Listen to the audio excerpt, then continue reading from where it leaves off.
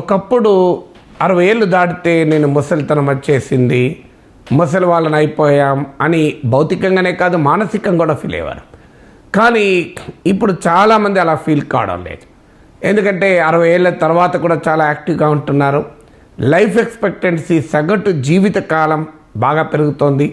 అందువల్ల డెమోగ్రఫీ అంటే science of population జనాభా శాస్త్రము ఇప్పుడు ముసలి వాళ్ళను రెండుగా వర్గీకరించింది. యంగ్ ఓల్డ్, ఓల్డ్ ఓల్డ్ అని. అంటే ముసలి వాళ్ళలో కూడా యువ ముసలితనం, అలాగే ముసలి వాళ్ళలో ముసలి వాళ్ళు అని గతంలో వర్గీకరించింది. Young old and old old అని. 60 to 80 యంగ్ ఓల్డ్ అని, 80 అండ్ అబోవ్ ఓల్డ్ ఓల్డ్ అని వర్గీకరించింది. ఓల్డ్ ఏజ్ ఎప్పుడు వస్తుంది, వృద్ధాప్యం ఎప్పుడు వస్తుంది, ముసలితనం ఎప్పుడు వస్తుంది, వృద్ధులంటే ఏ వయసులో వాళ్ళని వృద్ధులు అనాలి. డబ్లిన్కి చెందినటువంటి ట్రినిటీ కాలేజ్ ఇన్స్టిట్యూట్ ఆఫ్ న్యూరో సైన్సెస్కు చెందిన శాస్త్రవేత్త ఇయాన్ రాబర్ట్సన్. సో ఈ ఇయాన్ రాబర్ట్సన్ 1984 నుంచి మానవ మేధస్సు పైన, మెదడు పైన ఆయన ఇతోధికంగా పరిశోధనలు జరుపుతున్నాడు.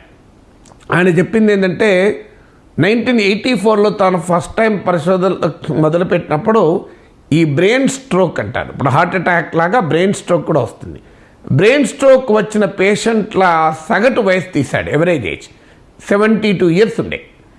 99కి వచ్చేవరకు ఇది 82 ఇయర్స్కు మారింది. అంటే 10 ఇయర్స్ పెరిగింది బ్రెయిన్ ఇంప్రూవ్ ఫంక్షనింగ్. 80 ఏళ్ళ వరకు కూడా మనిషి వృద్ధుడు కాదు, మనిషికి ముసలితనం రాదు. ఇది బయాలజికల్గా, సైకాలజికల్గా రెండు రకాలుగా. కేవలము సైకాలజీ కాదు, బయాలజికల్గా కూడా కాదు అంటాడు. కారణం ఏంటంటే ముసలితనము కూడా మానసికమైన ఫంక్షన్, శారీరకమైన ఫంక్షన్. సో మెదడును ఈ Ian Robertson human brain is also like a plastic లాంటిది.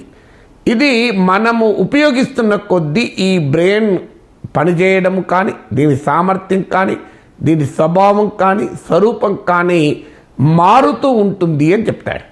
ఇది దేనిపైన మారుతూ ఉంటుంది ఆధారపడము అనేది అంటే మనం ఆలోచించడం పైన, మనం నేర్చుకోవడం పైన, మన అనుభవం పైన, ఎక్స్పీరియన్స్ పైన, లెర్నింగ్ పైన, థింకింగ్ పైన ఆధారపడి ఉంటుంది అని చెప్తారు. అందువల్ల మనకు ఈ 3 అంశాలు ఎక్స్పీరియన్స్, థింకింగ్, లెర్నింగ్ గనక రిచ్గా ఉంటే, చాలా ఎక్కువగా ఉంటే వారు ఖచ్చితంగా వారి మెదడు మరింత ఆరోగ్యంగా ఉంటుంది అని ఆయన చెప్పేది. అంటే ముఖ్యంగా 50 years to 80 years మధ్యలో ఉన్న వాళ్ళు, వీరు 30 years of productive and active life ఉండగలుగుతుంది. దీనికి ఆయన 7 అంశాలు చెప్తాడు ఏం చేయాలని.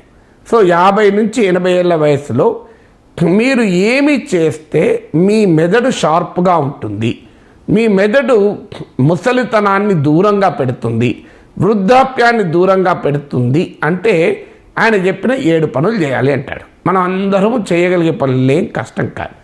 ఒకటి physical exercises, physical activity. So activity బట్టి మన మెదడు సామర్థ్యం కానీ, స్వభావం కానీ, స్వరూపం కానీ నిర్ణయించబడుతుంది. అందువల్ల ఏరోబిక్ ఫిట్నెస్, ఫిజికల్ ఫిట్నెస్ అనేది చాలా కీలకం. మీరు వాకింగ్ చేస్తారా, రన్నింగ్ చేస్తారా, జిమ్కి వెళ్తారా, ఓ యోగా చేస్తారా, మీరు ఏమి చేస్తారన్నది పాయింట్. కానీ ఫిజికల్ యాక్టివిటీ అనేది మనిషిని శారీరకంగానే కాదు మేధోపరంగా కూడా చాలా చురుగ్గా ఉంచుతుంది. ఇది మొదటిది. రెండవది మెంటల్ స్టిమ్యులేషన్. అంటే మనము థింక్ చేస్తే మన మెదడు పనిచేస్తుంది. ఇప్పుడు థింక్ చేయని మెదడు అసలు శరీరంలో ఏ అవయవమైనా మనం ఉపయోగించడం మానేస్తే ఆ అవయవం కాస్త పనిచేయడం మానేస్తుంది. సో మీరు అందువల్ల మనిషి మేధస్సుకున్న క్యారెక్టర్ ఏంటంటే దాన్ని ఉపయోగించాలి. సో మనం ఎంత ఉపయోగిస్తే అది అంతగా మనకు పనిచేస్తుంది, దాని సామర్థ్యం పెరుగుతుంది. అందువల్ల mental stimulation, you should think. ఎంత ఎక్కువగా ఆలోచించంటే బాధపడుతూ విచారిస్తూ కాదు, వైవిధ్యభరితంగా నీ మేధస్సును ఉపయోగించితే, మేధస్సును ఒక మంచి ఆలోచనలతో కనుక ఉపయోగిస్తే మెదడు ఆరోగ్యంగా ఉంటుంది. ఇది రెండవది. మూడవది ఏంటంటే లెర్నింగ్. నేర్చుకునేవారు ఆరోగ్యంగా ఉంటారు. అందుకే మీరు గమనించండి, కొంతమంది 80 ఏళ్ళ వయసులో, 90 ఏళ్ళ వయసులో, 70 ఏళ్ళ వయసులో కూడా పిహెచ్డీలు చేస్తుంటారు. కొత్త సబ్జెక్టులు నేర్చుకుంటారు, కొత్త లాంగ్వేజెస్ నేర్చుకుంటారు, వాళ్ళకి అవసరం ఏంటి అని. ఇటీవల మెడికల్ ఎడ్యుకేషన్లో సీటు కొరకు కూడా ఏజ్ లిమిట్ ఉండకూడదని చర్చ రావడానికి కారణం ఇది. అందువల్ల learning has no age limit, నేర్చుకోవటానికి వయోపరిమితి లేదు. చాలామంది రిటైర్ అయినాక కూడా చదువుతూ ఉంటారు. So learning has no age limit and మీరు ఎంత నేర్చుకుంటే అంత ఎక్కువ నేర్చుకోగలుగుతారు. నేర్చుకోవడం పెరుగుతున్న కొద్దీ నేర్చుకునే సామర్థ్యం కూడా పెరుగుతుంది. నేర్చుకుంటున్న కొద్ది కొత్త విషయాల్ని అది మన మీద ఒక సైకలాజికల్ ప్రభావం కూడా చాలా ఎక్కువగా పడుతుంది. ఒక పాజిటివ్ సైకలాజికల్ ఇంపాక్ట్ పెడుతుంది. ఇది మూడోది. అందువల్ల ఆలోచించండి, నేర్చుకోండి, ఫిజికల్ ఎక్సర్సైజ్ చేయండి. ఇక నాలుగవది ఏంటంటే స్ట్రెస్ తగ్గించుకోండి. స్ట్రెస్ అనేది హ్యూమన్ మెమరీకి పెద్ద శత్రువు. మీ జ్ఞాపక శక్తి తగ్గటానికి ఒక ముఖ్యమైన కారణాలు స్ట్రెస్. అది ఎక్కువ స్ట్రెస్ పడినా, ఎక్కువ కాలం స్ట్రెస్ పడినా కూడా మన మేధస్సు ఆరోగ్యం పైన అది చెడు ప్రభావాన్ని చూపుతుంది. స్ట్రెస్ అంటే చాలామంది అనుకుంటారు నేను 10 గంటలు పనిచేస్తే స్ట్రెస్, 2 గంటలు పనిచేస్తే స్ట్రెస్ కాదు అని. అది కూడా తప్పు. స్ట్రెస్ అనేది ఒక సైకలాజికల్ ఫంక్షన్. ఇప్పుడు ఉదాహరణకు మనకు నచ్చని పని చేస్తే తొందరగా ఒత్తిడి ఫీల్ అవుతాం. మనకు నచ్చిన పని చేసామనుకోండి అసలు ఒత్తిడే ఉండదు. ఇప్పుడు నాలాంటి వాడికి చదువుకోవడము, రాసుకోవడము, మాట్లాడుకోవడము ఎన్ని గంటలు చేసినా ఒత్తిడి ఉండదు. కానీ నాకు నచ్చని పని చేశారనుకోండి ఒత్తిడి ఉంటుంది. మీకు ఇంటికి ఎవరైనా బాగా నచ్చిన వాళ్ళు వచ్చారనుకోండి, మీరు ఎన్ని గంటలు వాళ్ళతో గడిపినా మీకు ఒత్తిడి ఉండదు. కానీ మీకు నచ్చని వ్యక్తులు వచ్చారనుకోండి, మీ మానసికంగా చిరాకు పడుతుంటాడు, వాడు ఎప్పుడు పోతాడా అని చూస్తారు. అందువల్ల హై స్ట్రెస్ తగ్గించుకోండి. లాంగ్ స్ట్రెస్, దీర్ఘకాల స్ట్రెస్ తగ్గించుకోండి. చాలా ఆనందంగా తేలికమైన మనస్సుతో గడపడం నేర్చుకోండి. ఒత్తిడి మానవ జ్ఞాపక శక్తిని దెబ్బతీస్తుంది. ఇక 5వది ఏంటంటే ఫుడ్. మన ఆహార అలవాట్లు కూడా మన మెదడు పైన ప్రభావాన్ని చూపుతూ ఉంటుంది.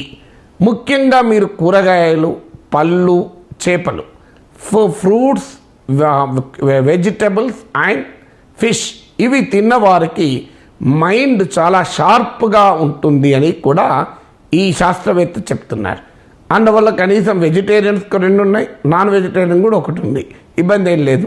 సో అందువల్ల నాన్ వెజిటేరియన్స్ అయితే కూడా మీరు ఫ్రూట్స్ తినండి, వెజిటబుల్ తినండి. మీ డయట్లో ఖచ్చితంగా ఆకుకూరలు, మంచి కూరగాయలు, అలాగే పండ్లు, సీజనల్ ఫ్రూట్స్ అంటే కాస్ట్లీ అనుకుంటారు, నాట్ నెసెసరీ. మీరు సీజన్లో వచ్చే ఫ్రూట్స్ తింటే కాస్ట్లీ ఏముండదు. అన్సీజన్ ఫ్రూట్స్ తింటేనే కాస్ట్లీ ఉంటుంది.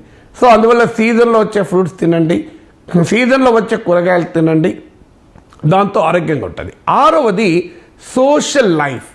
సోషల్ లైఫ్ ఎక్కువ ఉంటే వారి మైండ్ చాలా షార్ప్గా ఉంటుంది. చాలామంది అరే ఎవరితో తిరగద్దురా, నీ టైం అంతా వేస్ట్ అవుతుంది మన పిల్లలు చెప్తుంటాం. ఫ్రెండ్స్ వద్దురా, పర్లేదారా, ఎప్పటికి ఫ్రెండ్స్ ఏనారా అంటుంటాం. ఫ్రెండ్స్ వచ్చాడు, ఫ్రెండ్స్తో ఆడుకోవడం, ఏమద్దురా కూర్చోవాలి, ఇంట్లో కూర్చోవాలి, చదువుకుంటూ కూర్చోవాలి అనుకుంటారు. కానీ అది నిజం కాదు. ఎవరికైతే స్నేహితులు ఎక్కువ ఉంటారో, ఎవరైతే సోషల్ ఇంటరాక్షన్ అంటే ఫ్రెండ్స్తో ఎక్కువ కాలం గడుపుతారో, ఎక్కువగా 10 మందితో కలిసి మెలిసి తిరుగుతారో వారి మెదడు చాలా షార్ప్గా ఉంటుందని పరిశోధనలు చెప్తున్నాయి. So have a rich social life. Covid వల్ల ఈ సోషల్ లైఫ్ కాస్త దెబ్బతిన్నది. సోషల్ లైఫ్ ఆన్లైన్ అయిపోయింది. ఇప్పుడు కోవిడ్ తగ్గింది కనుక bring back the social life. తెలిసిన వారితో కలవండి, మాట్లాడండి, వాళ్ళ ఇంటికి మీరు పోండి, మీ ఇంటికి వాళ్ళు రండి, కలిసి ఎక్కడికైనా వెళ్ళండి. సో ఇలా ఎవరన్నా ఫ్యామిలీ ఈవెంట్స్ ఉంటే మిస్ కాకండి. So have a social life. అది 6వది. 7వది ఏంటంటే థింక్ యంగ్.